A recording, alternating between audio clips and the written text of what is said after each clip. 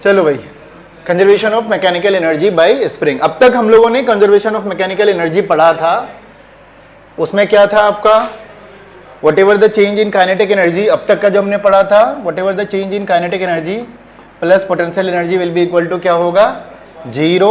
या फिर अगर इसको फिर हम लोगों ने सॉल्व किया, किसी भी दो पॉइंट के बीच में हम लोग कर रहे हैं, तो यहाँ का काइनेटिक एनर्जी और potential energy will be equal to final kinetic energy और हाँ फाइनल पोटेंशियल एनर्जी। कैसे होता है, क्योंकि ये डेल्टा के क्या होता है, के एफ माइनस के आई होता है, फिर ये क्या होगा, P F minus P I. तो पी एफ के एफ इस साइड आ जाएगा और दूसरी साइड क्या आ जाएगा, K I plus P I. Initial kinetic energy potential energy will be equal to final kinetic energy और पोटेंशियल एनर्जी। इसके बेस पे सारा का सारा होता है। तो हम लोगों ने ग्रेविटी वाला कर लिया है, अब स्प्रिंग वाला करेंगे। ये दो हमें करना है, एक ग्रेविटेशनल वाला और एक स्प्रिंग वाला, दोनों कंजर्वेटिव फोर्स हैं इसीलिए। तो कंजर्वेटिव फोर्स एक का तो हो गया, अब हम लोग स्प्रिंग फोर्स के लिए करेंगे। तो स्प्रिंग फोर्स में क्या होता है, हमारे पास एक स्प्रिंग होता है विदाउट डिफ्लेक्शन, लेकिन जैसे ही अगर इसको डिफ्लेक्ट करेंगे तो दो तरीके से कर सकते हैं, कॉम्प्रेस करके या फिर एक्सपैंड करके। ठीक है, जितना से कॉम्प्रेस करेंगे तो उसके अंदर पोटेंशियल एनर्जी स्टोर हो जाएगा, या फिर अगर इसको एक्सपैंड करेंगे तब भी पोटेंशियल एनर्जी स्टोर होगा। बट जितना हम लोग वर्क डन करते हैं उतना ही वर्क डन इसके अंदर स्टोर हो जाता है। और हमने कैलकुलेट ऑलरेडी कर रखा है, कितना एनर्जी होता है इसके अंदर स्टोर, हाफ के x square. X is the deflection, कैसा डिफ्लेक्शन, कॉम्प्रेशन या फिर एक्सपेंशन, राइट। उतना एनर्जी इसके अंदर स्टोर हो जाता है। ओके, ये अभी हमारा मीन पोजीशन है। मीन पोजीशन कहिए या इसको इक्विलिब्रियम पोजीशन कहते हैं, जहां पे इसके अंदर किसी तरह का कोई कंप्रेशन या फिर एक्सपेंशन नहीं है। ओके, अब इसको अगर हम लोग बाहर से फोर्स लगा करके कंप्रेस करेंगे, तो जैसे ही कंप्रेस करना स्टार्ट होता है तो इसके अंदर पोटेंशियल एनर्जी भी स्टोर हो जाता है, और साथ में स्प्रिंग फोर्स लगना स्टार्ट हो जाता है एक्सटर्नल फोर्स के अपोजिट डायरेक्शन में। ओके, अगर हमने एक्सी से कंप्रेस किया है, उसी तरह से अगर हम बाहर की तरफ खींच रहे हैं तो स्प्रिंग फोर्स उल्टा लगता है, ये इतना से हमने एक्सपेंड करा। तो इस सिचुएशन में, और ऐसे ला करके अगर छोड़ दोगे तो आप फिर क्या होगा, ये क्या होना है, इसका आगे पीछे मोशन स्टार्ट हो जाएगा। और इसको हम आगे चल करके देखेंगे, जो हमारा छठा चैप्टर, सॉरी लास्ट वाला जो चैप्टर है, 13-14 चैप्टर, 13th और 14th, जहाँ पे ऑसिलेशंस पढ़ते हैं, तो कुछ पार्ट हम लोग वहां पर भी कवर करेंगे। बेसिकली ये जो ब्लॉक है, जो आगे पीछे इसका मूवमेंट हो रहा है, इसको हम लोग बोलते हैं ऑसिलेशन। सो बेसिकली इसका क्या होने लग जाता है, ऑसिलेशन होने लग जाता है। तो ऑसिलेशन कैसे होता है वो बाद में देखेंगे, बट यहाँ सिचुएशंस कैसा है, यहाँ पे no deflection, no potential energy, right. अब आपने क्या कर दिया, इसको एक्सपेंड कर दिया। एक्सपेंड करने के बाद ये एक्सट्रीम पोजीशन पे ले आए, यहाँ पे आकर के ये बेसिकली ये दोनों एक्सट्रीम पोजीशन पे ये ब्लॉक अपना डायरेक्शन चेंज करता है।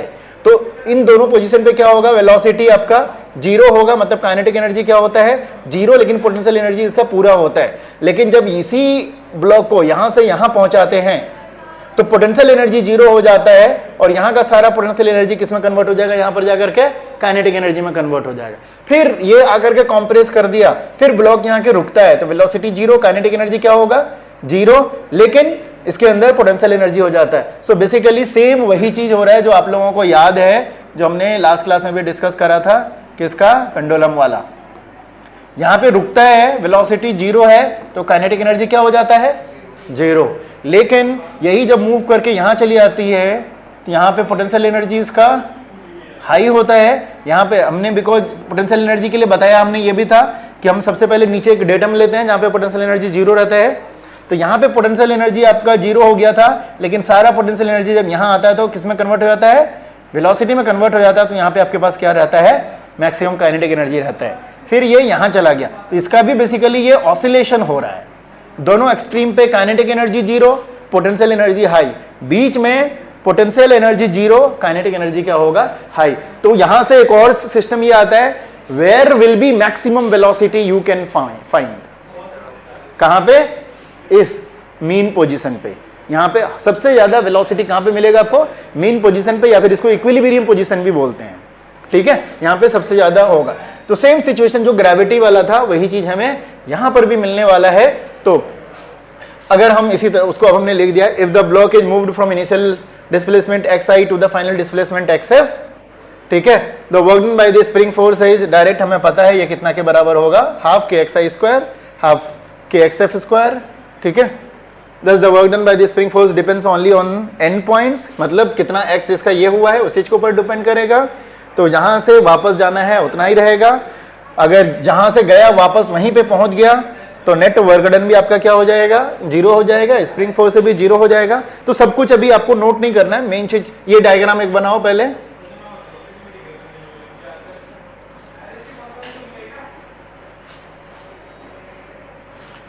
और डेरिवेशन ऑलरेडी हमने एफ किया है, उसी के बेस पर work done by the spring निकाल लिया है।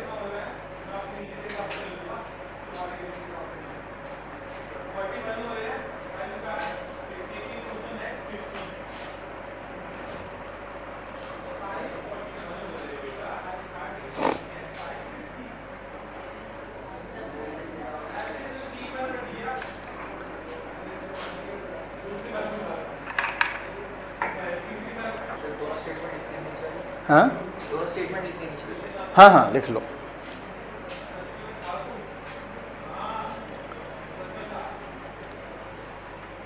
तो पोटेंशियल एनर्जी जो उसके अंदर स्टोर होता है वो वर्क डन के बदले होता है। पोटेंशियल एनर्जी डिपेंड करता है डिफ्लेक्शन पर, जिस डिफ्लेक्शन से स्टार्ट किया वापस उसी डिफ्लेक्शन पे जाएंगे तो वर्क डन क्या हो जाएगा, जीरो, पोटेंशियल एनर्जी भी जीरो। लेकिन अगर कुछ डिफ्लेक्शन मिल रहा है तो वो डिफरेंस आ जाएगा। इस पे कुछ क्वेश्चंस भी करेंगे और क्लैरिटी आ जाएगा आपको।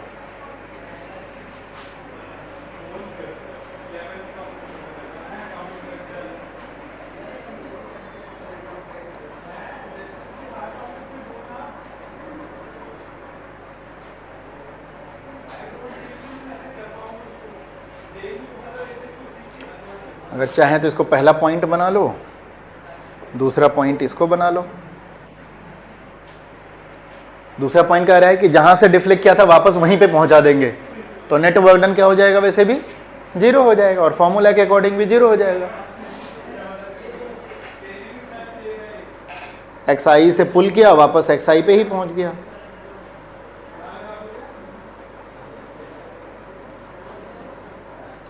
तो ये बेसिकली आपको कंजर्वेटिव स्प्रिंग फोर्स का डेफिनेशन भी दे दिया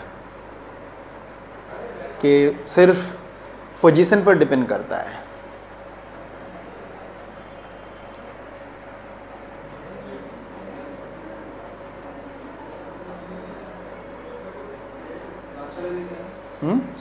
हाँ लिख लो लिख लो, अच्छा है। दो पॉइंट, पहला पॉइंट दूसरा पॉइंट लिख लो। पहला पॉइंट है दो अलग अलग पोजीशन के लिए, दूसरा वाला है सेम पोजीशन के लिए।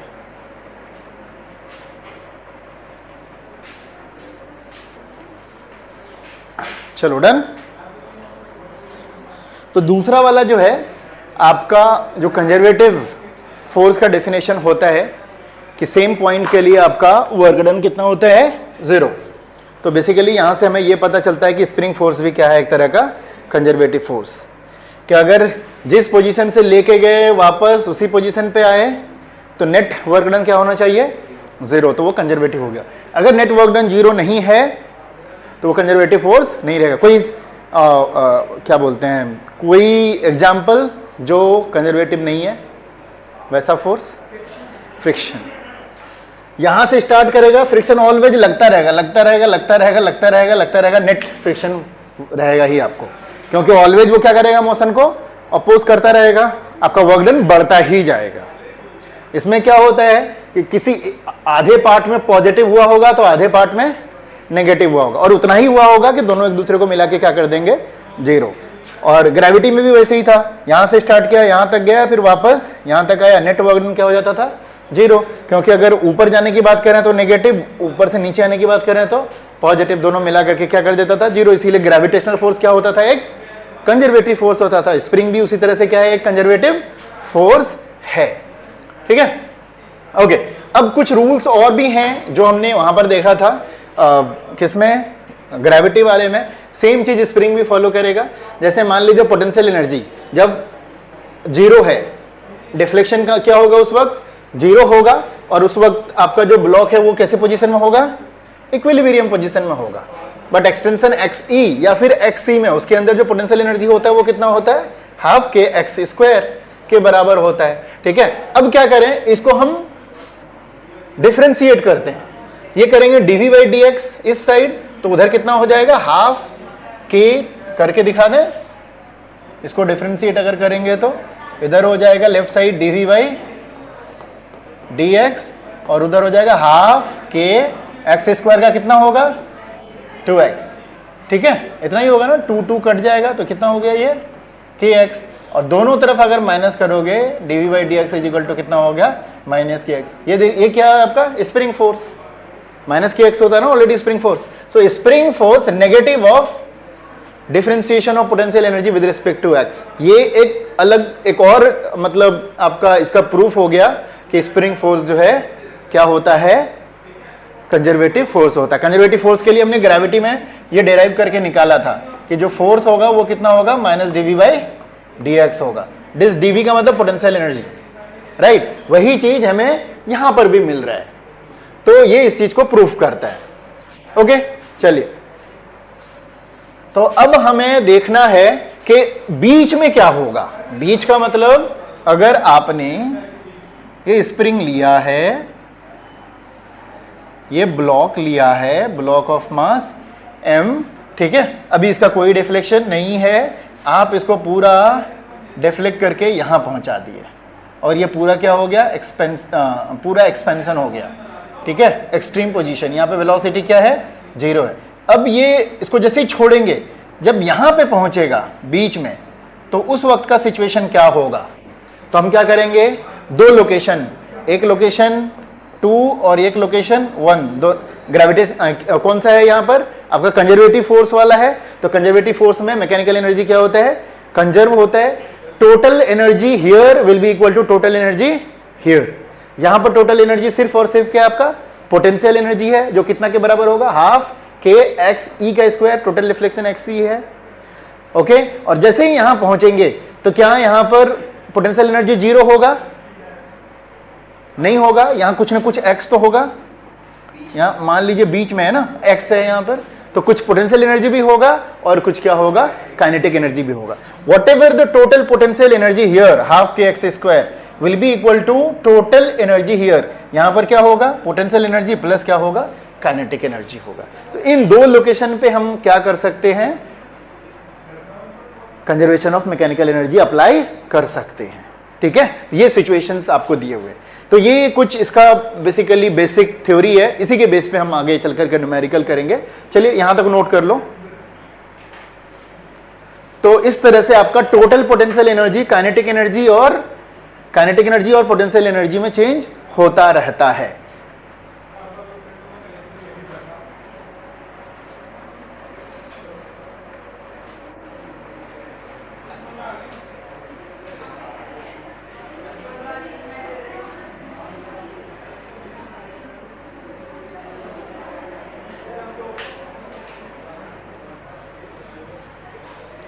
डन। अब ये बताओ, अगर हमें मैक्सिमम वेलोसिटी निकालना पड़ेगा तो मैकेनिकल एनर्जी कंजर्व कहां कहां करेंगे। मैक्सिमम वेलोसिटी कहां पे मिलने वाला है हमें, जब ब्लॉक सेकंड के आगे कहां बताओ तो, नाम क्या है उस लोकेशन का, इक्विलिब्रियम पे, जहां पे पोटेंशियल एनर्जी क्या होगा 0। सारा काइनेटिक पोटेंशियल एनर्जी आपका 0, लेकिन काइनेटिक एनर्जी क्या मिलेगा आपको, मैक्सिमम। और यहां पे potential energy maximum, kinetic energy 0। वैसा पोजीशन जहां पे सारा का सारा पोटेंशियल एनर्जी किसमें कन्वर्ट हो गया, काइनेटिक एनर्जी में, और वो आपका मैक्सिमम वेलोसिटी वाला केस रहेगा। ठीक है, तो आप उस तरह से मैक्सिमम वेलोसिटी भी निकाल सकते हैं। ओके, तो जहां पर इक्विलिब्रियम पोजीशन होगा वहां आपका क्या हो जाएगा, काइनेटिक एनर्जी मैक्सिमम मिलेगा, राइट। और इक्वेशंस क्या बन जाएंगे, हाफ के एक्स ई स्क्वायर, यहां का एक नंबर का विल बी इक्वल टू कितना हो जाएगा, हाफ एम वी एम का स्क्वायर, वी एम का मतलब मैक्सिमम वेलोसिटी। ठीक है, और यहां से आप वी एम भी निकाल सकते हैं। वी एम कितना हो जाएगा, स्क्वायर रूट ऑफ के बाई एम इंटू एक्स ई हो जाएगा। ये मैक्सिमम वेलोसिटी निकल गया, दोनों को इक्वेट कर देंगे। तो चलिए यहां तक नोट कीजिए, उसके बाद हम फिर क्वेश्चन स्टार्ट करते हैं। अच्छा, इसका एक ग्राफ भी बनाना है कि पोटेंशियल एनर्जी और काइनेटिक एनर्जी दोनों एंड के बीच में कैसे चेंज करता है, कैसे बिहेव कर रहा है, उसका ग्राफ कैसे बनेगा।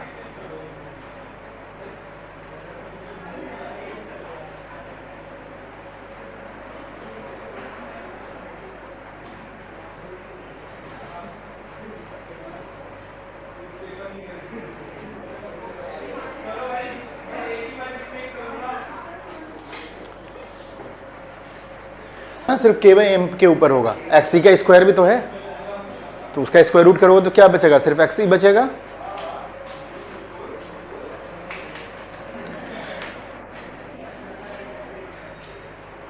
इस तरह से हम मैक्सिमम वेलोसिटी भी निकाल सकते हैं।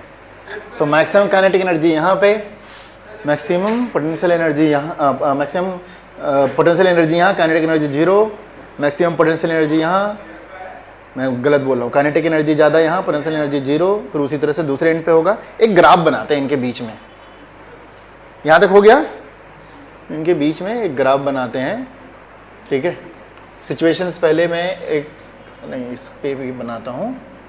अगर हमने ये स्प्रिंग लिया, ये नॉर्मल पोजीशन है इसका, ठीक है, जहाँ पे डिफ्लेक्शन क्या है, जीरो है। अब यहाँ से ये पोजीशन गया, ये वाला एक्सट्रीम पोजीशन, और कंप्रेशन वाला ये वाला, यहाँ से यहाँ तक एक्स ई है, और यहाँ पे क्या है, एक्स ई, और एक्स ई एक्स सी दोनों क्या होंगे, बराबर ही होते हैं, ठीक है, ताकि वो मैक्सिमम पे जाएगा। तो यहाँ x जीरो है, यहाँ पर क्या है, v जीरो है, यहाँ पर भी क्या है, v जीरो है। तो v जीरो इसका मतलब काइनेटिक एनर्जी क्या है, जीरो, और p क्या होगा यहाँ पे, मैक्स होगा। यहाँ पे क्या हो जाएगा, p जीरो हो जाएगा, और काइनेटिक एनर्जी क्या हो जाएगा, मैक्स हो जाएगा। और यहाँ v जीरो है तो क्या हो जाएगा, k जीरो, और पोटेंशियल एनर्जी क्या हो जाएगा आपका, मैक्स हो जाएगा, राइट। अच्छा, ग्राफ जब बनाएंगे एज कम्पेयर टू x, ठीक है, तो यहाँ पे जो पोटेंशियल एनर्जी मैक्सिमम मिलता है हाफ के एक्स स्क्वायर मिलता है। तो कैसा ग्राफ बनेगा, इनके बीच में यहाँ से यहाँ तक जो पोटेंशियल एनर्जी इंक्रीज होते होते मैक्सिमम तक जा रहा है, तो कैसा बनेगा, स्ट्रेट लाइन बनेगा या फिर पैराबोला बनेगा, कैसा बनेगा, हाफ के एक्स स्क्वायर है तो क्वाड्रेटिक इक्वेशन बनता है। क्वाड्रेटिक का क्या होता है, पैराबोला, पढ़ा है अभी, ग्राफ वगैरह सब कुछ आइडिया है, तो पैराबोला ग्राफ बनेगा इसका। तो यही हम करने वाले हैं, एनर्जी और इसमें। अच्छा, टोटल मैकेनिकल एनर्जी क्या रहेगा, वो कांस्टेंट रहेगा हर जगह। टोटल एनर्जी क्या रहेगा, वो कांस्टेंट रहेगा, वही कन्वर्ट हो रहा है, काइनेटिक में जा रहा है, पोटेंशियल में जा रहा है, पोटेंशियल से काइनेटिक में जा रहा है, लेकिन टोटल क्या रहेगा, कांस्टेंट। अगर 100 है टोटल तो 100 ही रहेगा। एक हो सकता है 50 है तो दूसरा भी 50, एक है 40 तो दूसरा 60, एक है 70 तो दूसरा 30, एक है 100 तो दूसरा 0, है ना, ऐसे। तो एक्स के बीच में एनर्जी के बीच का रिलेशंस बनाते हैं। ये वाला एक्सट्रीम पोजीशन है, ये वाला एक्सट्रीम पोजीशन है, क्लियर है। ये एक्सी जो कि एक्सी के बराबर होगा, लेफ्ट साइड में हमने रखा है, क्लियर, समझ में आ रहा है। ये वाला जीरो वाला है। तो ग्राफ जब बनाएंगे हम तो इस तरह से बनेगा। काइनेटिक एनर्जी देखिए दोनों एंड पे क्या रहेगा, जीरो हो गया। पोटेंशियल एनर्जी दोनों एंड पे मैक्सिमम, यहाँ पे potential energy zero, kinetic energy maximum. But इनका जो वेरिएशन है वो कैसा है, हाफ के एक्स स्क्वायर एक्स के साथ ऐसे करके है, ठीक है। तो ये कैसा बनता है, पैराबोला में। अच्छा, दोनों को ऐड करके मैकेनिकल एनर्जी की बात करेंगे, जहां पर भी जोड़ेंगे तो वो क्या होगा, बराबर होगा। और कितना के बराबर होगा, maximum potential energy maximum kinetic energy इसके बराबर होगा। और ये लाइन कैसे आएंगे, स्ट्रेट आएगा, के और वी को जोड़ोगे। क्योंकि हमने क्या बताया कि टोटल एनर्जी मान लो आपका कितना है, 100 है, 100 है, तो एक होगा 30, तो एक होगा कितना, 70। तो ये अगर बढ़ रहा है तो ये क्या होगा, कम हो रहा होगा। अगर ये बढ़ रहा है तो ये क्या होगा, कम हो रहा होगा। लेकिन नेट जो होगा, जिसको हम लोग kinetic energy plus potential energy का समेशन बोलते हैं, जिसको मैकेनिकल एनर्जी बोलेंगे या सिंपली एनर्जी बोलेंगे, वो क्या रहेगा, कांस्टेंट रहेगा। तो वो आपका एक स्ट्रेट लाइन बन करके आएगा, ठीक है। तो ये वाला डायग्राम बनाइए एंड देन फिर अब हम न्यूमेरिकल करेंगे। इसके बाद इसका थोड़ा सा एक्सप्लेनेशन लिख दिया है, plots of kinetic energy and potential energy are parabolic.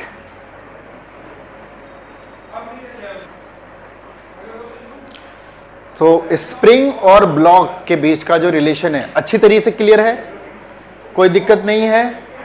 इसमें हम मैकेनिकल एनर्जी डायरेक्ट अप्लाई कर सकते हैं।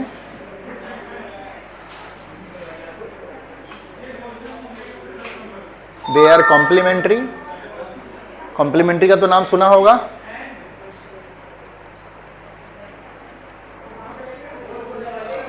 और कोई एग्जांपल कॉम्प्लीमेंट्री का, ये तो काइनेटिक एनर्जी पोटेंशियल एनर्जी एक दूसरे के कॉम्प्लीमेंट्री। कॉम्प्लीमेंट्री का मतलब ये होता है कि दोनों मिला के कांस्टेंट रहेगा, उसमें से अगर एक बढ़ रहा है तो दूसरा कम होता है। और कोई एग्जांपल याद है किसी को कॉम्प्लीमेंट्री का? आकांक्षा, पढ़ा तो है सबने, मैथ के बच्चे हो तुम लोग, कहीं पर भी यूज हो सकता है। साइन थीटा और कॉस थीटा एक दूसरे के क्या होते हैं, कॉम्प्लीमेंट्री होते हैं, दोनों मिला के कांस्टेंट रहता है, ठीक है। एक बढ़ता है तो दूसरा क्या होता है, कम होता है। टेबल देखा होगा ना, टेबल में कैसे एक दूसरे के उल्टा चलते हैं, लेकिन दोनों मिला करके कितना होता है, 1 रहता है। तो अगर इवन 90 डिग्री पे लोगे तो साइन 90 1 हो जाता है, तो कॉस 0 क्या हो जाए, कॉस 90 0 हो जाता है। बीच में कहीं पर रहेगा, फिर वहां करोगे तो वो एक दूसरे के कॉम्प्लीमेंट्री होते हैं 90 डिग्री पे, जैसे हम लोग करते हैं। और एक जगह फिजिक्स में कहां पे पढ़ा है complementary kinds of things,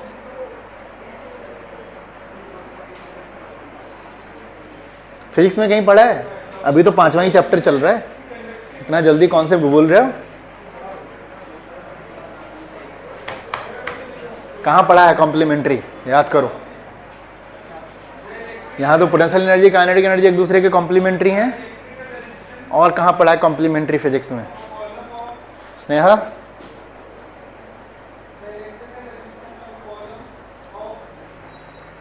projectile में याद करो, कुछ याद आया? बिल्कुल पढ़ाई नहीं कर रहे हो भाई। हाँ, प्रोजेक्टाइल में जब रेंज निकालते हैं, दो एंगल के लिए सेम रेंज आता है, theta is equal to 30 degree या फिर 90 माइनस 30 कौन सा, 60।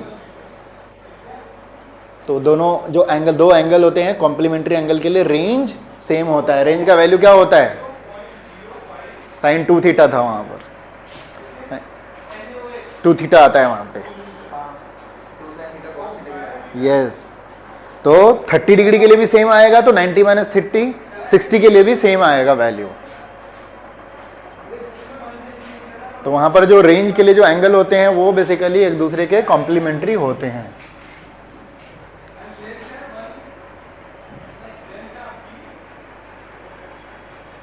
सो टोटल मैकेनिकल एनर्जी क्या होगा, किसी भी पॉइंट पर वो कांस्टेंट रहेंगे। चलिए, क्लियर हो गया, सारे कॉन्सेप्ट्स क्लियर हैं। कोई क्वेश्चन अगर दिमाग में आ रहा है तो पूछ सकते हो, नहीं तो मैं तो पूछूंगा ही। चलें, करें क्वेश्चंस? तो चलिए क्वेश्चन से ही स्टार्ट करते हैं। नोट कर लिया? चल, पहला क्वेश्चन ये तो बुक का ही है। चलो पहले बुक का करते हैं, फिर उसके बाद और भी है, फटाफट करते हैं। इसमें क्या दिया हुआ है, एक कार एक्सीडेंट को सिमुलेशन किया जाता है। सिमुलेशन का मतलब समझते हो क्या होता है, जानते होगे अच्छे से, कंप्यूटर पे, सॉफ्टवेयर पे जो उस चीज को करते हैं। पहले एक सॉफ्टवेयर में सारा वर्क आउट करते हैं, so that is called simulation करना।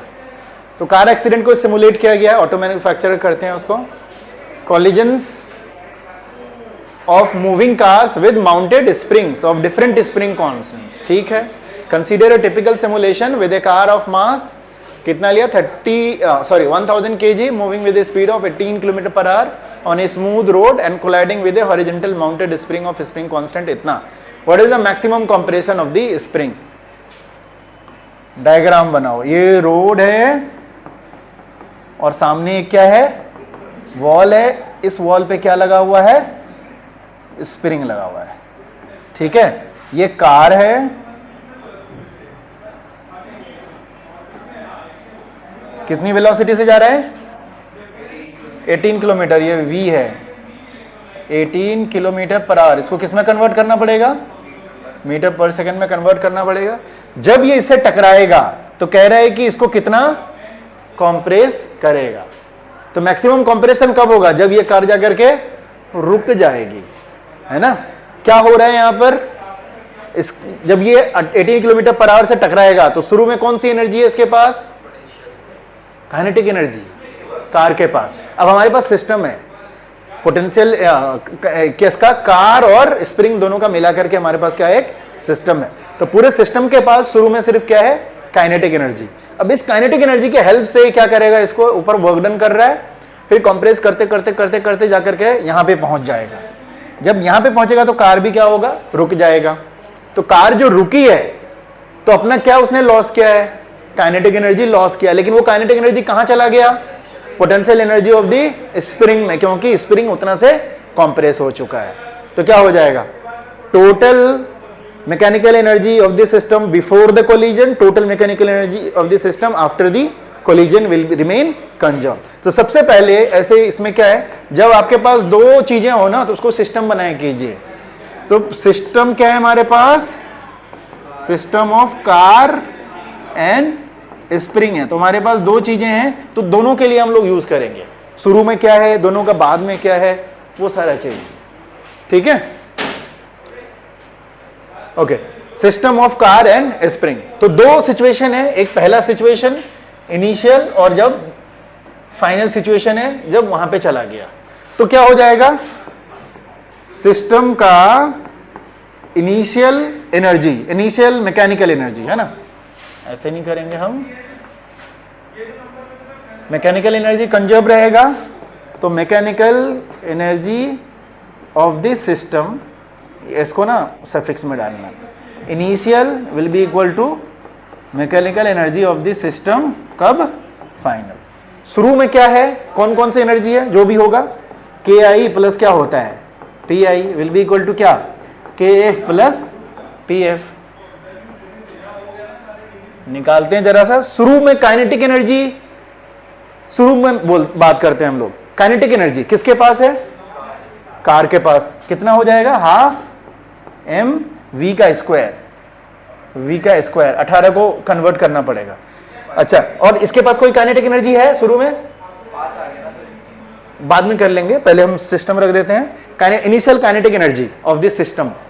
तो शुरू में हमारे पास, इसके पास काइनेटिक एनर्जी है, इसके पास काइनेटिक एनर्जी है नहीं, तो ये कार के पास है, और kinetic energy of the spring कितना है, 0 प्लस पोटेंशियल एनर्जी की बात करेंगे शुरू में, तो potential energy of the car कितना होगा, 0, क्योंकि सेम हाइट पे जा रहा है। फिर potential energy of the spring वो भी क्या है, 0 है शुरू में, बाद में देखते हैं। अब फाइनल काइनेटिक एनर्जी, कार के पास कोई काइनेटिक एनर्जी है, kinetic energy of the car बाद में नहीं है, 0। Potential energy, kinetic energy of the car, kinetic energy of the spring वो भी क्या हो जाएगा, 0। फिर potential energy of the car, potential energy of the car वो भी क्या है, 0। Potential energy of the spring है, कितना है, हाफ के एक्स स्क्वायर। तो दोनों ही चीज का, शुरू का काइनेटिक एनर्जी, शुरू का पोटेंशियल एनर्जी, दोनों ही चीज का बाद का काइनेटिक एनर्जी और बाद का पोटेंशियल एनर्जी। हाँ,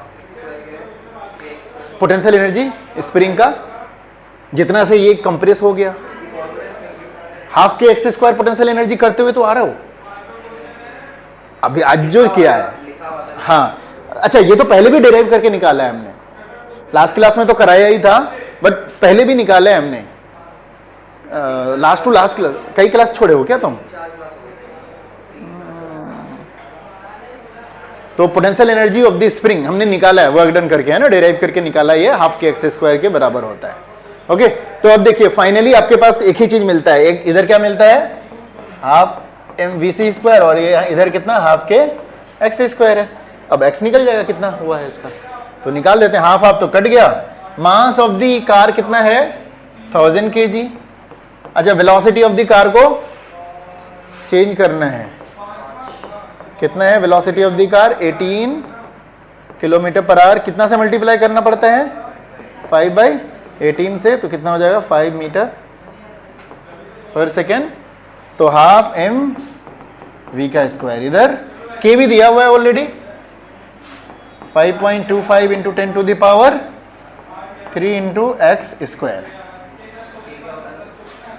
के स्प्रिंग कांस्टेंट दिया हुआ है क्वेश्चन में, तो x square will be equal to, ये हो जाएगा 100 into 25 divide by 5.25 into 10 to the power 3। कहाँ पे, हाँ 1000 है ना, ये तो 1000 kg, हाँ ये 1000 तो कट गया, फिर तो ये 2 जीरो ऊपर पहुंचा देते हैं, 2500 हो गया। तो x निकालना है तो स्क्वायर रूट निकालना होगा, तो ऊपर हो जाएगा 50 और नीचे हो जाएगा कितना का होता है 525, वो निकालना पड़ेगा, पॉइंट में आ जाएगा फिर तो ये।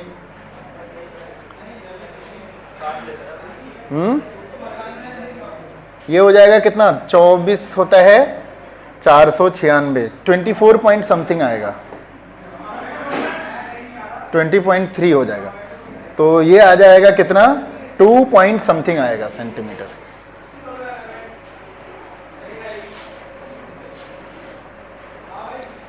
तो उतना आपका ठीक है।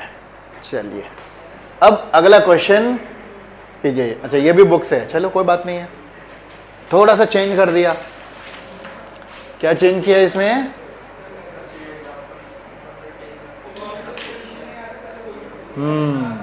सेम एग्जाम्पल जो ऊपर का रहा है उसमें कह रहा है कि चलिए फ्रिक्शन भी ले लेते हैं, और फ्रिक्शन कितना ले लिया? 0.5।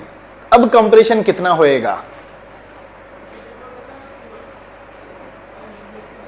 अब कंप्रेशन कितना होएगा, कैसे करेंगे पहले ये बताइए, कैसे करेंगे? कैसे करेंगे? ये वॉल, ये रोड, अब इसमें स्प्रिंग ऑलरेडी है लगा हुआ, ठीक है। जैसे ही कार आकर के इससे टकराएगा, अब जो जाएगा इधर, जितना भी यहां से यहां तक, मान लो कि इतना x हो रहा है कंप्रेशन, राइट, x कंप्रेशन हो रहा है। तो जब ये कंप्रेशन होगा, तो जब ये कार यहां जा रही होगी तो कार में क्या होगा? फ्रिक्शन फोर्स भी लगेगा, ठीक है। अब कैसे करें हम?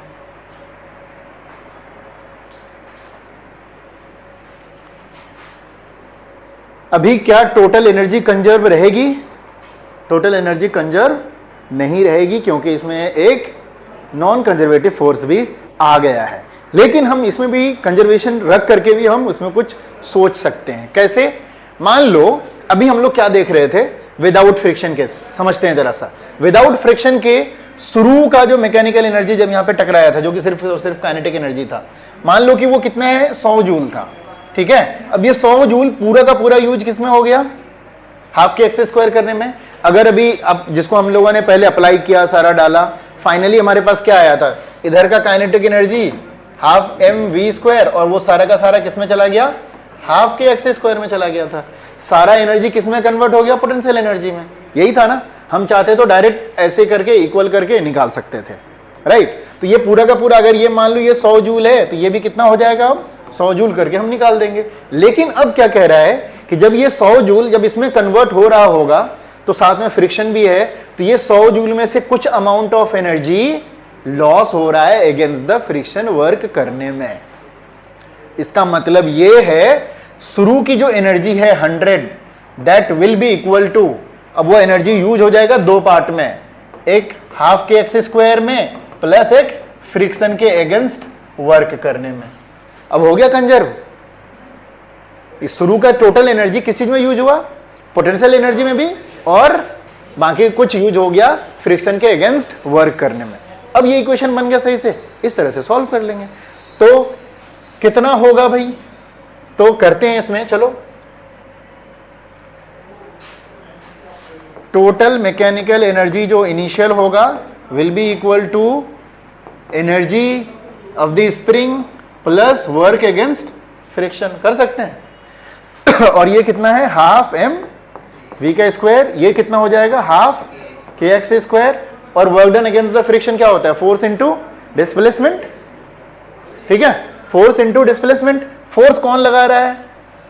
स्प्रिंग फोर्स लगा रहा है, उसी के अगेंस्ट ये लगा रहा होगा ना, तो वो कितना के बराबर होगा? के एक्स। और डिस्प्लेसमेंट कितना हो रहा है? डिस्प्लेसमेंट एक्स होगा, ठीक है। वो आपका वेरिएबल है। तो जितना भी यूज होगा, कितना होगा भाई? मान लेते हैं कि यहां से यहां तक एक्स डिस्प्लेसमेंट हुआ, तो what will be the frictional work done. तो वर्क डन करने के लिए फ्रिक्शन वाला वो आपको अलग से निकालना पड़ेगा। ये होता है फोर्स इंटू डिस्प्लेसमेंट। अगर मान लेते हैं कि वो भी आपका के एक्स है, तो कितना हो जाएगा? कुछ और दिया हुआ है इसमें, इस केस में फ्रिक्शनल फोर्स दिया हुआ है। चलो अलग तरीका होगा निकालने का, फिर तो डायरेक्ट निकल जाएगा। Work done by the friction क्या होता है? फ्रिक्शन फोर्स इंटू क्या होता है? डिस्प्लेसमेंट। फ्रिक्शन फोर्स का फॉर्मूला बताना, क्या होता है? म्यू, अच्छा ये एस नहीं होगा, सॉरी, म्यू फेक के होगा ना। काइनेटिक फ्रिक्शन है, पढ़ा है ना, दो तरह के फ्रिक्शन होते हैं। स्टैटिक कब होता है? जब रुका रहता है। यहाँ तो मूव कर रहा है, काइनेटिक फ्रिक्शन इंटू डिस्प्लेसमेंट। और फ्रिक्शन क्या होता है? Friction force mu into N, normal reaction force into क्या हो जाएगा? एक्स। अच्छा, नॉर्मल रिएक्शन फोर्स कितना होगा?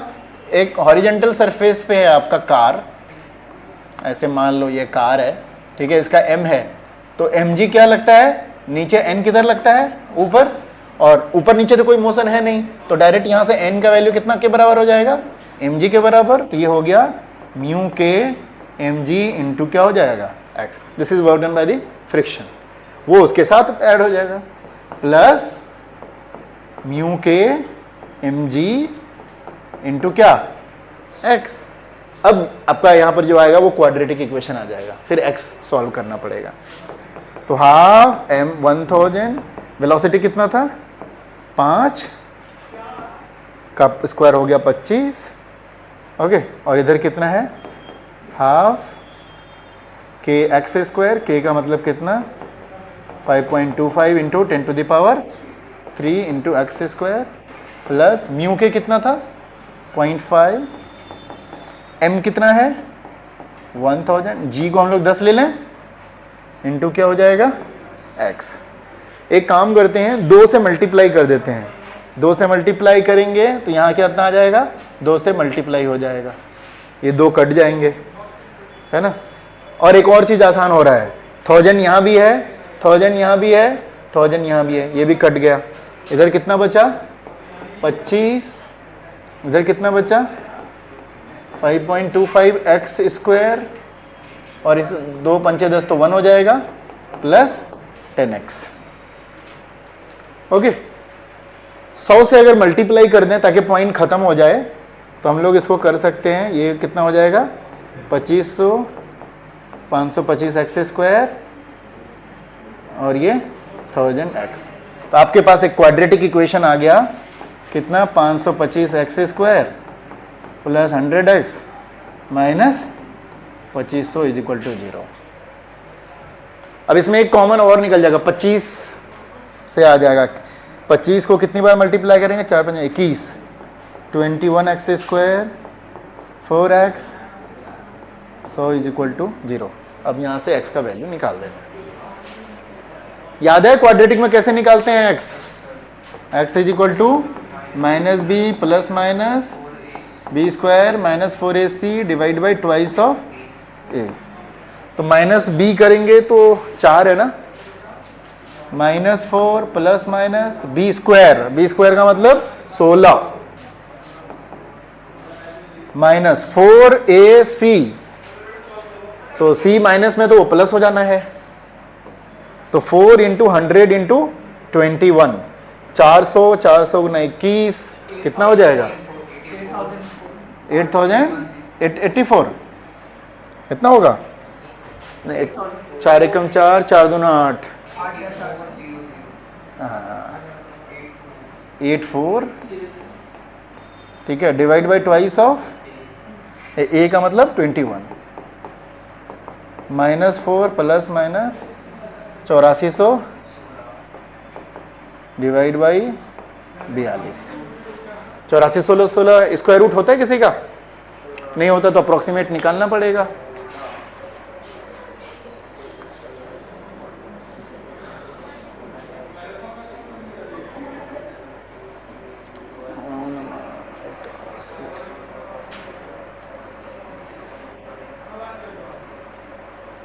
नाइन्टी 94 का देखो तो स्क्वायर कितना होता है, 94 का 94 नहीं जा रहा,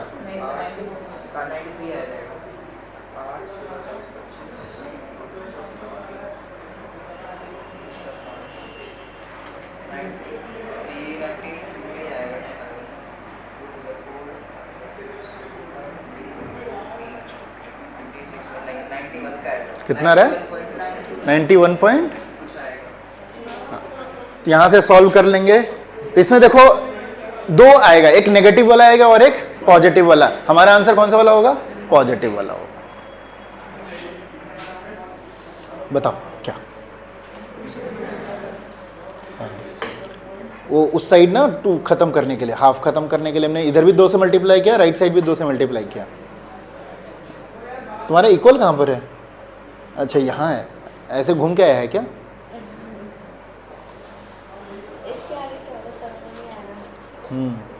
अब हमने क्या किया, पहले इसको 100 से मल्टीप्लाई किया दोनों साइड, पॉइंट खत्म हो जाएगा यहाँ से। अच्छा यहाँ भी तो 2 से मल्टीप्लाई किया होगा, 0.5 से तो खत्म हो गया ना, यहाँ 2 है ना, दो किधर मल्टीप्लाई किया तुम? इधर तो हाफ था ही, इसका हाफ खत्म हो गया, ये हाफ खत्म हो गया, लेकिन यहाँ तो 2 मल्टीप्लाई होगा उस साइड। अच्छा हाँ, तो ये 0.5 1 हो जाएगा, अब तो 2 इंटू 0.5 1 हो जाएगा।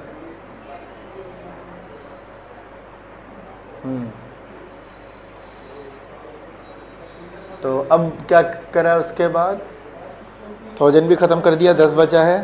ठीक है, अब क्या कर दिया मैंने, 100 से मल्टीप्लाई किया दोनों साइड, तो ये 2500, ये पॉइंट ख़त्म हो जाएगा, फिर ये 100x, फिर 25 से डिवाइड करके, सो बेसिकली 4 से भी मल्टीप्लाई करके कर सकते हैं। तो ये इक्वेशन एक क्वाड्रेटिक इक्वेशन आ गया। कितना आया आंसर? तो x का वैल्यू जो लेंगे -4 प्लस वाला लेंगे, माइनस वाला नहीं लेंगे, x का वैल्यू माइनस में आंसर नहीं आएगा। ये करीब करीब आ रहा है 91 point something, divide by 42, 91 minus 4 कितना, 91 पॉइंट समथिंग आएगा। ये तो 87 पॉइंट समथिंग डिवाइड बाय 42, तो ये 2 पॉइंट समथिंग आएगा। ये भी पहले वाले से कम आएगा, लेकिन पिछले वाले केस से दूसरे वाले केस में कम आएगा।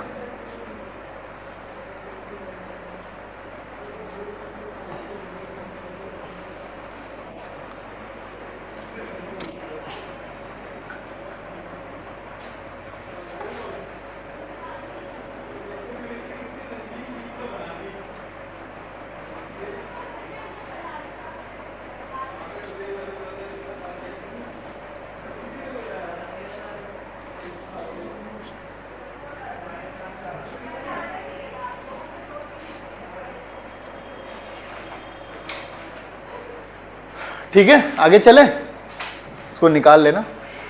समझ में आ गया ना कैसे अप्लाई करना है, मेन चीज यही है। अगला क्वेश्चन मैं दे रहा हूं, ये वाला क्वेश्चन है,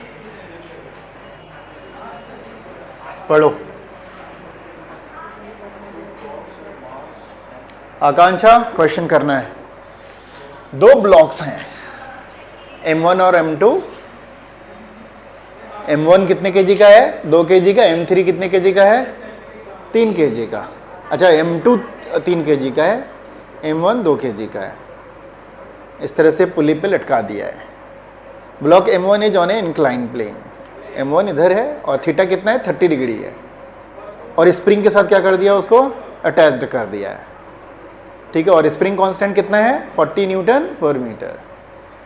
अब क्या करेंगे, 2 को छोड़ेंगे। जैसे ही छोड़ेंगे, 2 भारी है ना, 3 केजी का है और 2 केजी का, तो ये खींचेगा, तो स्प्रिंग क्या होगा? एक्सपेंड होगा। तो क्वेश्चन ये पूछेगा कि मैक्सिमम एक्सटेंशन कितना होगा।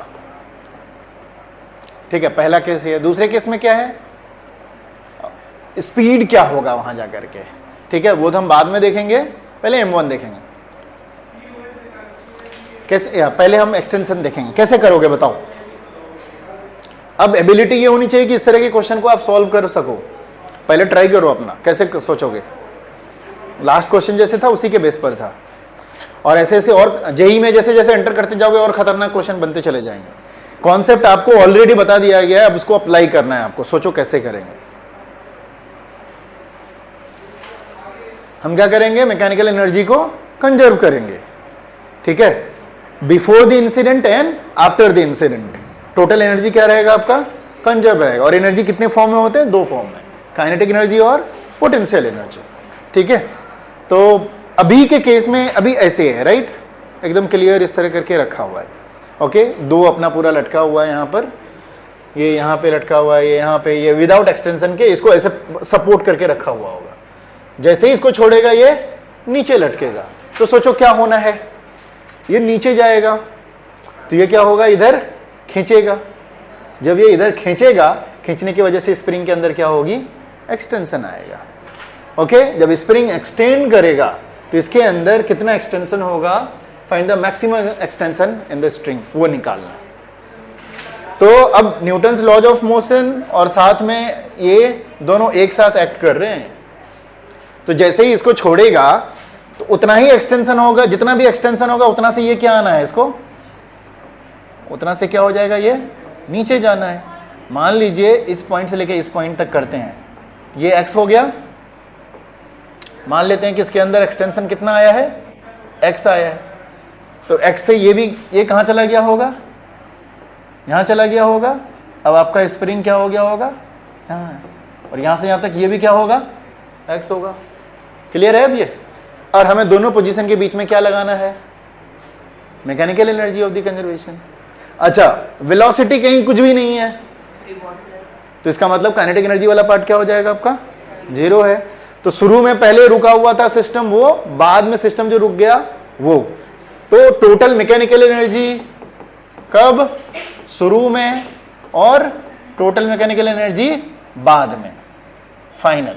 इनिशियल किसके पास होगा, अगर हमने इस लेवल को पोटेंशियल एनर्जी 0 माना है तो इसके पास कितना होगा, m2gx होगा कि नहीं।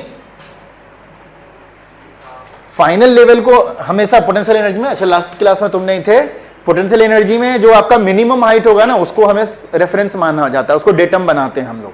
लास्ट क्लास में हमने डिस्कस करा था पूरे सिस्टम के अंदर जो मिनिमम है, हालांकि ये कहीं पर भी ले सकते हो, बट हम क्या ट्राई करते हैं, जो मिनिमम वाला हाइट होता है उसको डेटम मानते हैं, उसी से हम सारा का सारा पोटेंशियल एनर्जी निकालते हैं जब तक कि इसको सपोर्ट ना मिले। तो यहाँ पोटेंशियल एनर्जी 0 है, तो शुरू में आपका कहाँ था, यहाँ पे, तो इसके पास पोटेंशियल एनर्जी है ना, mgx का पोटेंशियल एनर्जी है। तो शुरू में पोटेंशियल एनर्जी सिर्फ और सिर्फ इस मास के पास है, इसके पास कुछ भी नहीं है। स्प्रिंग विदाउट एक्सटेंडेड था, m1 रुका हुआ था, राइट, और ये इतने हाइट पे लटका हुआ था। अब जैसे ही छोड़ा ये यहां पहुंच गया, इसकी पोटेंशियल एनर्जी हो गई 0, लेकिन ये एक्सटेंड कर गया, ठीक है, एक्सटेंड कर गया, तो अब ये पोटेंशियल एनर्जी सारा का सारा किधर ट्रांसफर हो गया होगा, काइनेटिक एनर्जी तो है ही नहीं, अभी तो मोशन ले नहीं रहे हैं, किसमें, स्प्रिंग के काइनेटिक, स्प्रिंग में कन्वर्ट हो गया, ठीक है, स्प्रिंग के किसमें, पोटेंशियल एनर्जी में कन्वर्ट हो गया। तो सारा का सारा ये पोटेंशियल एनर्जी जब इसका 0 हुआ तो पोटेंशियल एनर्जी किसमें चला गया, स्प्रिंग में, कितना के बराबर, हाफ के एक्स स्क्वायर के बराबर हो गया, खत्म।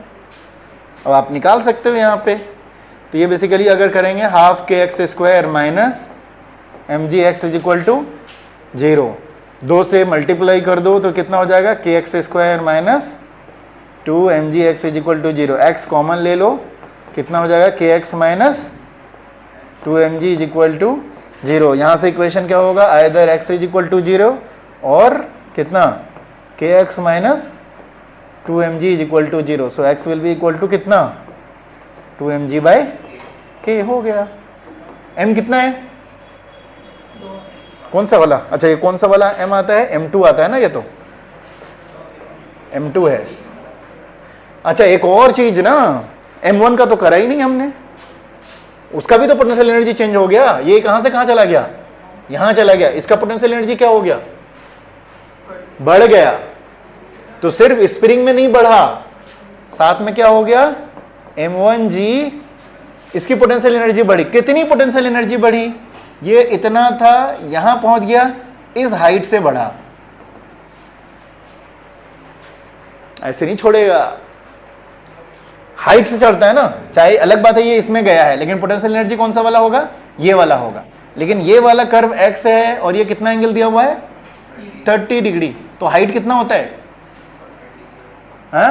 Sine theta p by H ना, तो x साइन थीटा हो जाएगा, है ना, x साइन 60। ये जो हाइट है x1, इसको ले लेते हैं हम लोग x1, वेयर x1 कितना के बराबर हो जाएगा, x साइन 60 के बराबर। ये सॉल्व करना होगा, अब थोड़ा सा सोचो। तो अब ये m2gx will be equal to half के एक्स स्क्वायर, m1g x1 कितना के बराबर हो जाएगा, x साइन 60 के बराबर। ओके, 2 से मल्टीप्लाई कर देते हैं, twice of m2gx k x square plus twice of m1gx sine 60 कितना होता है, √3/2 होता है ना, 30 है ना यार, अरे मैं ही गड़बड़ है, 30 डिग्री है ना, तो 1/2 हो जाएगा ये 2 खत्म। कितना बचा, वैल्यू भी पुट कर दें, m2 कितना है 3 kg, g का वैल्यू 10 ले लेते हैं इंटू x, k कितना दिया हुआ है 40, 40 एक्स स्क्वायर m1 कितना है 2 kg, ये 10 ले लिया, ये x ले लिया, क्वाड्रेटिक पीछा नहीं छोड़ने वाला। ये हो जाएगा 60x 40x स्क्वायर और कितना 20x, कितना 20 से कॉमन निकल जाएगा ना, तो ये 20 तिहाई 60, 20 दूना 40 और x कितना हो गया 2x square plus x sorry एक मिनट ये उधर चला जाएगा ना, हाँ तो ये हो गया 2x स्क्वायर और 3x उधर जाएगा तो कितना हो जाएगा minus 2x is equal to 0, x common लेंगे कितना बचेगा 2x कॉमन लेंगे तो बचेगा, यहाँ बचेगा x minus 1 is equal to 0, so answer is 0 और x इज इक्वल टू 1। तो 0 तो होगा नहीं, ये होगा। समझ आया? इसका पोटेंशियल एनर्जी किसमें गया, इसमें गया, तो उसका चेंज इन पोटेंशियल एनर्जी, इसका चेंज इन पोटेंशियल एनर्जी। अब क्वेश्चन एक और दिमाग में आ सकता है आकांक्षा कि जब इसका पोटेंशियल एनर्जी हमने यहां से लिया तो इसका पोटेंशियल एनर्जी यहां से क्यों नहीं लिया, आया था ये दिमाग में कि नहीं? तो हाँ, जब यहां का भी लेंगे तो हम यहां का लेंगे, बाद में लेंगे यहां का, डिफरेंस निकालेंगे तो उतना ही आएगा अभी भी, तो चेंज इन पोटेंशियल एनर्जी आता है ना, इसीलिए तो हमेशा वो चेंज इन पोटेंशियल एनर्जी की बात करते हैं। शुरू में भी तो था इसका मतलब कुछ, बाद में उतना हो गया। और ये हमेशा ध्यान में रखने का, पोटेंशियल एनर्जी जब निकालते हैं सिर्फ और सिर्फ हाइट वाला लेते हैं, चाहे ऑब्जेक्ट जैसे भी ट्रेवल करे, पोटेंशियल एनर्जी सिर्फ हाइट वाला होता है, वर्टिकल डायरेक्शन वाला।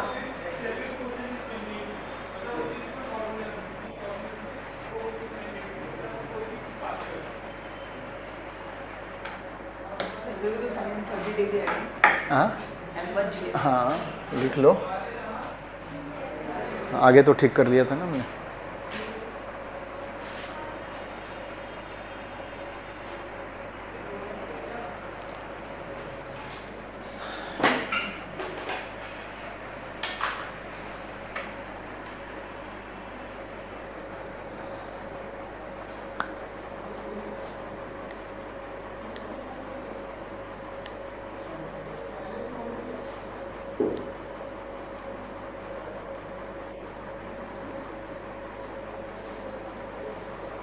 क्वेश्चन सॉल्व करने का प्रैक्टिस करो, बुक में इतने सारे क्वेश्चन मैंने दिए हैं, एनसीईआरटी सॉल्व करो, एनसीईआरटी तो करना ही है, अगर वो बुक करोगे तो एनसीईआरटी ऑटोमेटिकली सर कवर हो जाएगा तुम्हारा।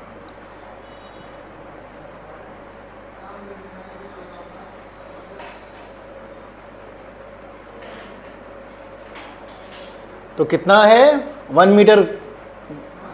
मीटर जा रहा है ना, 1 मीटर का उसके अंदर एक्सटेंशन हो गया।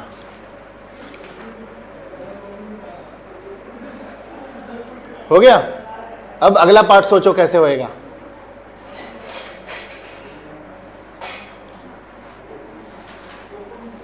m1 की स्पीड बतानी है, कब बतानी है, जब उसका एक्सटेंशन कितना हो रहा है 0.5 मीटर। तो इसका मतलब अभी देखो रुका हुआ कब था, जब x का वैल्यू 0 था, फिर बाद में एक्सटेंड होकर रुक कहां पर गया, x इज इक्वल टू 1 पे। तो बीच में तो वो मूव कर रहा होगा ना, जब नीचे से ऊपर जा रहा था तो मूव करते हुए जा रहा, तो 0.5 पे उस वक्त तो मूव कर रहा होगा। तो हमें बताना है कि जब वो 0.5 पे रहा होगा तब उसकी कितनी वेलोसिटी होगी, स्पीड होगी।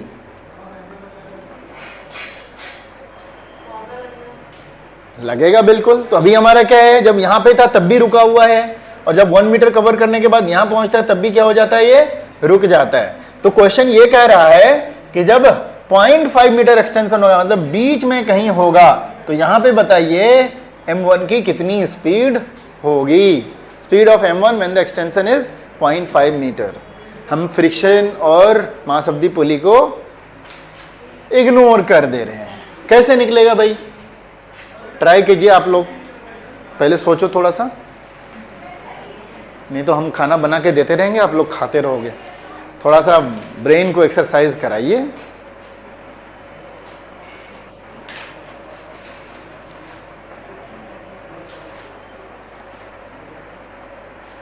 तो सोचो उस वक्त क्या हुआ होगा जब ये कहां पहुंच गया, यहां पहुंच गया, राइट, यहां से कहां पहुंच गया, यहां, और x का वैल्यू कितना है 0.5 मीटर। तो इसके पास क्या है, इसके पास वेलोसिटी भी है। तो जब ये यहां पहुंचा होगा तो ये भी कहां आ गया होगा, यहां। इसने भी कितना कवर किया, इसने भी कितना कवर किया, इसने भी तो 0.5 कवर किया, और इसके पास भी तो वेलोसिटी रहा होगा। सो बेसिकली वो काइनेटिक एनर्जी इसके पास भी है। तो हमें फिर से क्या करना पड़ेगा, m1 की वेलोसिटी निकालें, m2 की वेलोसिटी निकालें, बेसिकली क्या है, दोनों सेम है। तो हम क्या करेंगे इस बार, इनिशियल सिचुएशन का मैकेनिकल एनर्जी और बाद के सिचुएशन का मैकेनिकल एनर्जी, me कब इनिशियली, me कब फाइनल।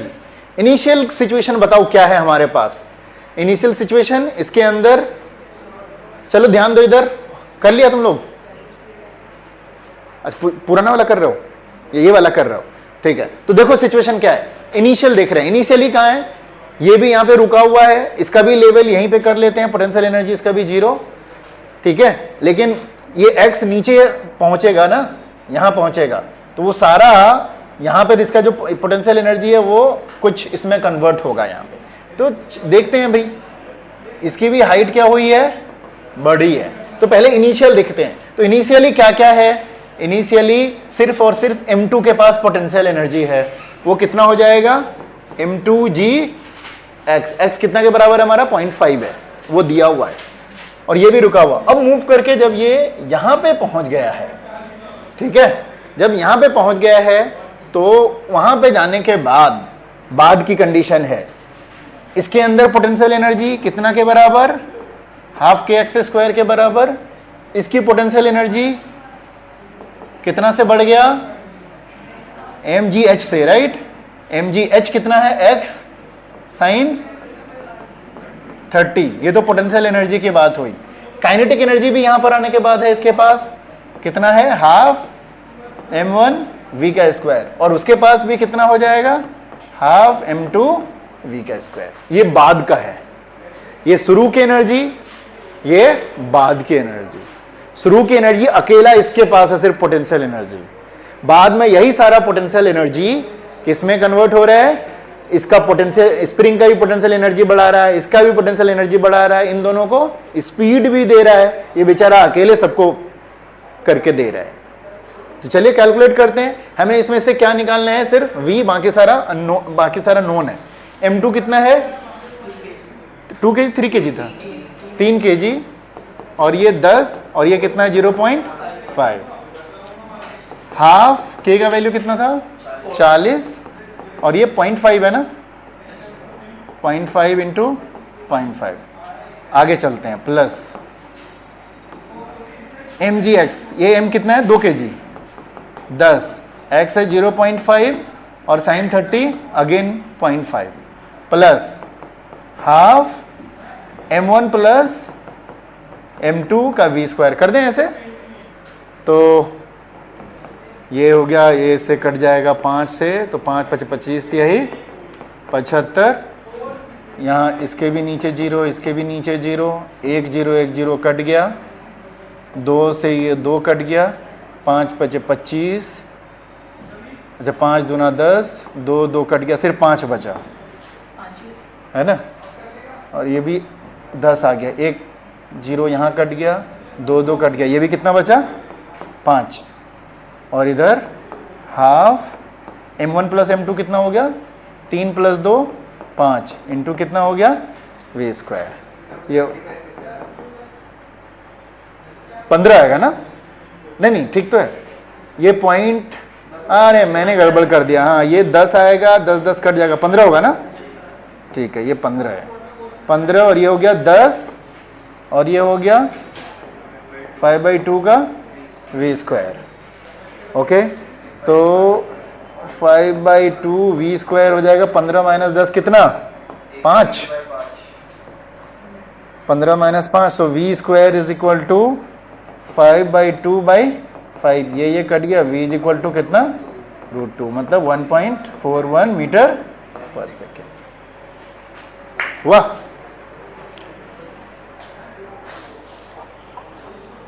क्या लगाया था। चलो कुछ तो ट्राई किया, ठीक है।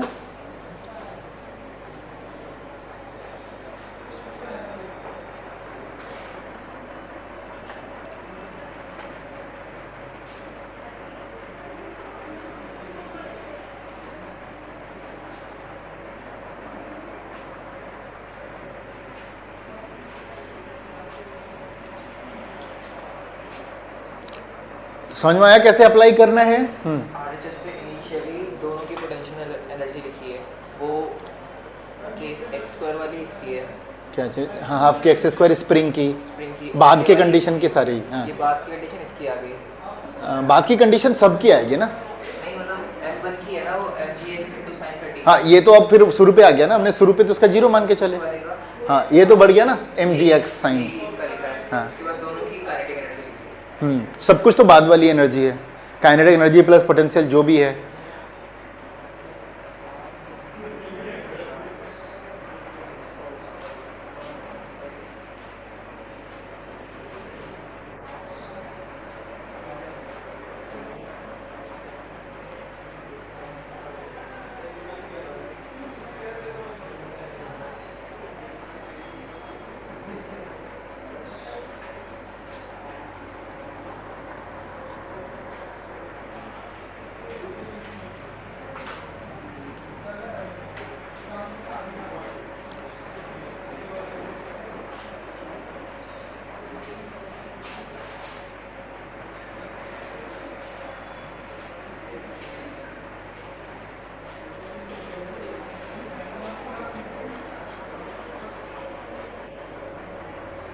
अब अगर इसमें फ्रिक्शन भी लगा दे तो क्या करोगे?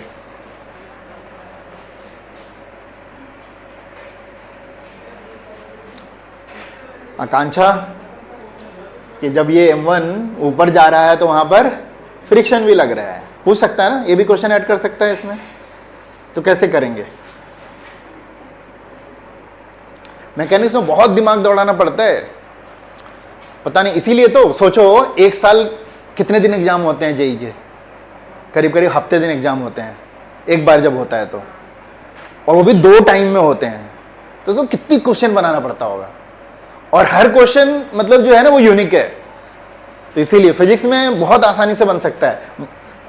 नीट वगैरह में क्या होता है, बायोलॉजी रिपीटेशन हो जाते हैं, उसमें तो पूरा थ्योरी है, लेकिन केमिस्ट्री में तो फिर थोड़ा थोड़ा रिपीट भी हो जाता है। बट मैथ और फिजिक्स में सबसे ज़्यादा इतने सारे ऑप्शन है कि एक ही क्वेश्चन से पता नहीं कितने क्वेश्चन बना सकते हो आप।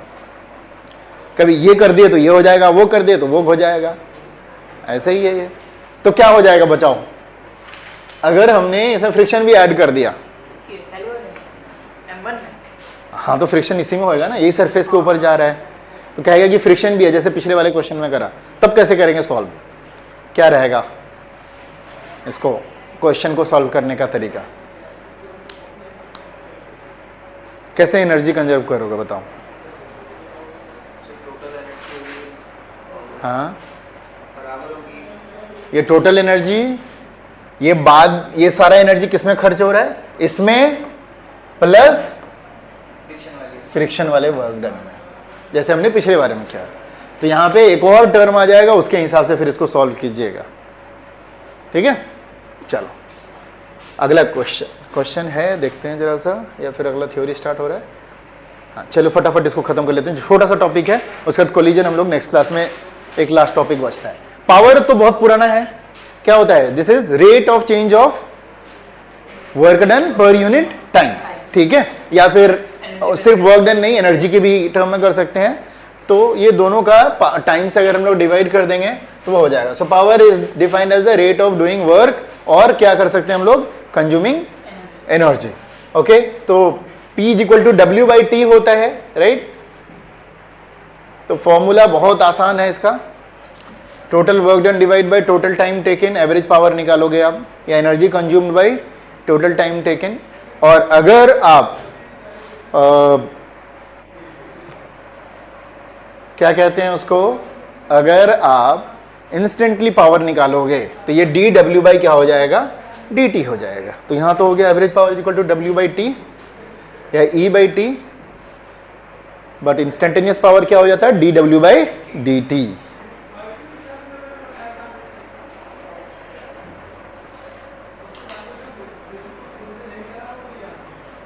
अब एनर्जी कंजर्वेशन पे बहुत सारे क्वेश्चंस हैं, बुक में करो आप लोग, एनसीईआरटी के सारे फिनिश करो। कोई डाउट है तो बताओ।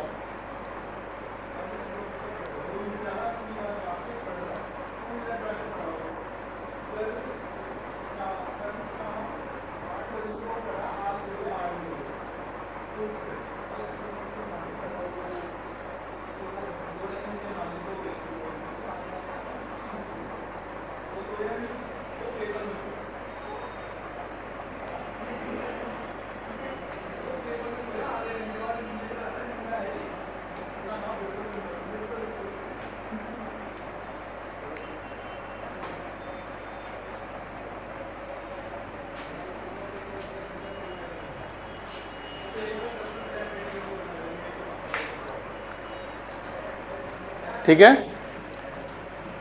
Average power is equal to हो गया उतना। इंस्टेंटेनियस पावर dW/ क्या हो जाएगा dt। क्या कर देते हैं हम लोग, टाइम लिमिट को याद होगा हम लोग कैसे करते थे, W/T, इसमें क्या कर देते थे लिमिट t टेंड्स टू 0, तो यही क्या हो जाता है dW/dt हो जाता है ना। This is instantaneous power.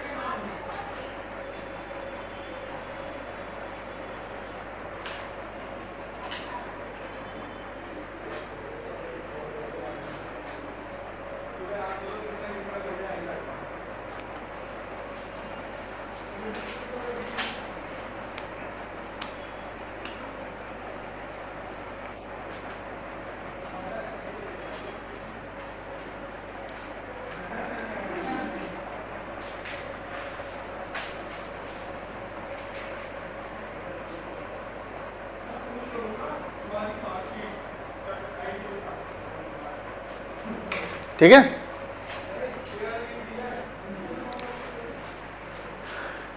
अच्छा ये तो नॉर्मल सा है, dW is equal to F.dr, इससे भी हम लोग डेराइव करके निकाल लेते हैं।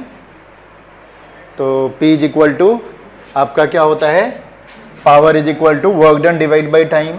तो dW को हम लोग क्या लिख सकते हैं, F.dr लिख सकते हैं। तो dW की जगह पर F.dr डिवाइड बाई क्या dt। सो dr/dt क्या हो जाता है, R का मतलब पोजीशन, हाँ नहीं, पोजीशन बाई टाइम। तो dr/dt क्या देगा आपको, वेलोसिटी देगा। dx/dt के जैसा हो गया ना वो तो F.v। तो पावर का एक और formula, this is the dot product of force and velocity. इसी तरह वर्क डन होता है, this is the dot product of force and displacement. तो पावर क्या होता है, this is the dot product between force and velocity.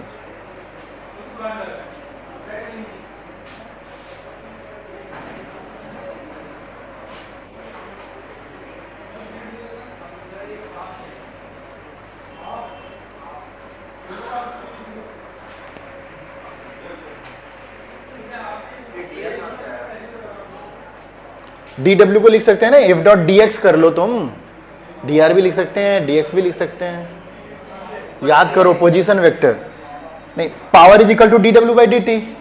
dW को लिख सकते हैं F.dr। देखो W को लिख सकते हैं F.x तो लिखते थे, तो dW कितना हो जाएगा F.dx भी तो लिख सकते हैं। x के जगह पे हमने r यूज करा है यहाँ पर, तो वेक्टर में तो r भी यूज कर सकते हैं। तो इस वाले फॉर्मूला में dW की जगह पर F.dx डिवाइड बाई क्या हो गया dt। तो dx/dt को हम लोग क्या लिख सकते हैं, वेलोसिटी लिख सकते हैं। तो ये हो गया पावर का एक और फॉर्मूला मिल गया, this is the dot product of force and velocity.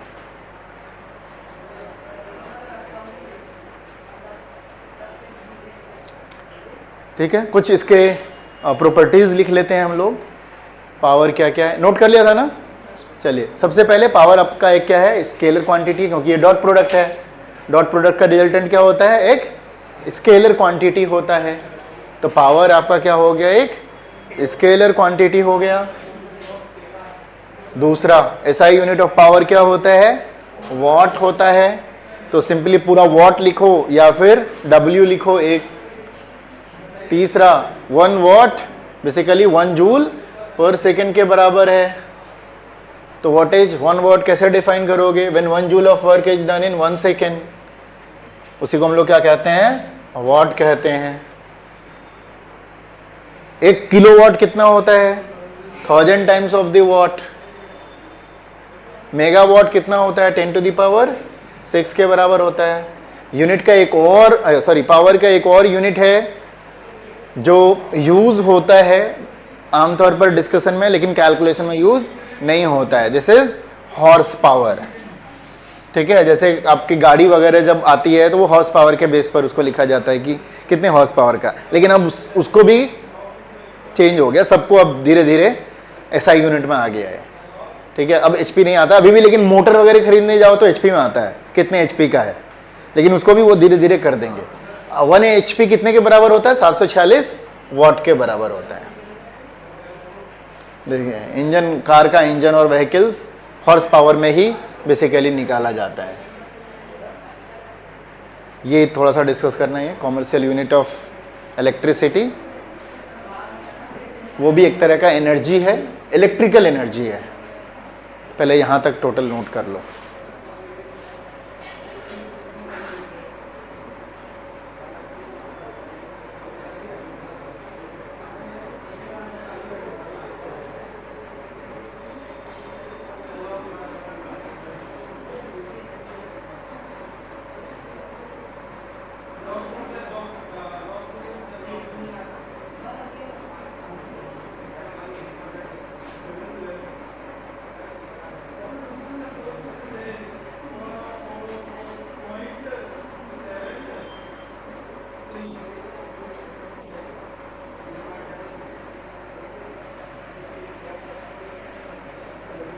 एक छोटा सा क्वेश्चन भी करेंगे इसके बाद, फिर छुट्टी।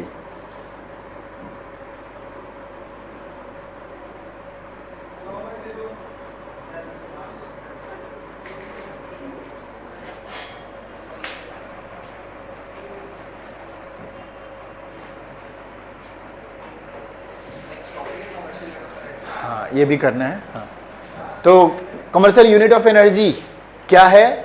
ये आपका जो आपके घर में मीटर लगा होता है इलेक्ट्रिसिटी का, वो बेसिकली क्या होता है? 1 यूनिट, 10 यूनिट, 5 यूनिट, पूरे महीने में अगर आपका बिल आता है तो आता है कि पहले आपने ना 300 यूनिट कंज्यूम किया है, उसके हिसाब से फिर वो पूरा कैलकुलेट करके देता है। तो 1 यूनिट ऑफ इलेक्ट्रिसिटी कितने के बराबर होता है, उसकी बात हमें जानना है। What is 1 unit of energy? तो 1 यूनिट ऑफ एनर्जी ये कहता है कि अगर आपने, ये होता है kilowatt hour, 1 kilowatt का चीज 1 घंटे के लिए अगर आप यूज करोगे तो वो जो होगा वो 1 यूनिट के बराबर होता है। कितने की बात कर रहे हैं हम लोग? kWh जो होता है वो क्या होता है?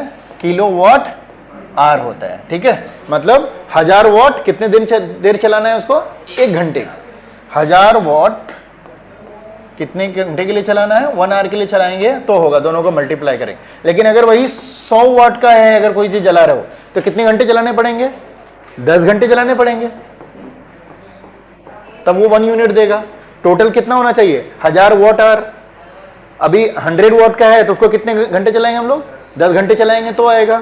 अगर आपके घर में कुछ और लगा हुआ है, भाई 50 वॉट, 70 वॉट का वो लगाए, मान लो 50 वॉट का है, 50 वॉट का आपका पंखा चल रहा है, तो 1 यूनिट कितने देर में उठाएगा? वो कितना पहुंचाना है उसको? 1000 पहुंचाना है। कितना से मल्टीप्लाई करेंगे? 20 से। 20 50 वॉट का पंखा अगर उसको 20 घंटे तक चलाओगे तब जाके वो कितना उठाएगा? आपका 1 यूनिट उठाएगा। एसी की बात करते हैं, एसी कितने वॉट का होता है? ये करीब करीब 1500 से 2000 वॉट का होता है। तो मान लो 2000 वॉट का आपका एसी है, तो 1 यूनिट उठाने के लिए कितना देर चलाना पड़ेगा?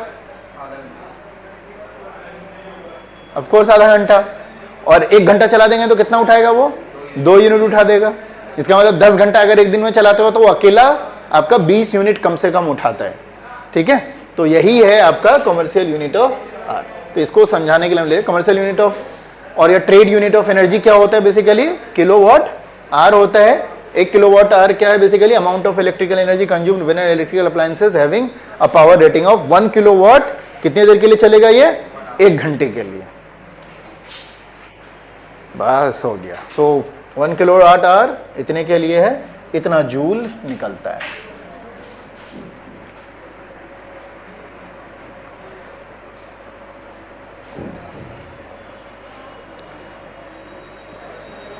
सो 1 यूनिट बेसिकली 3.6 मेगा जूल के बराबर है.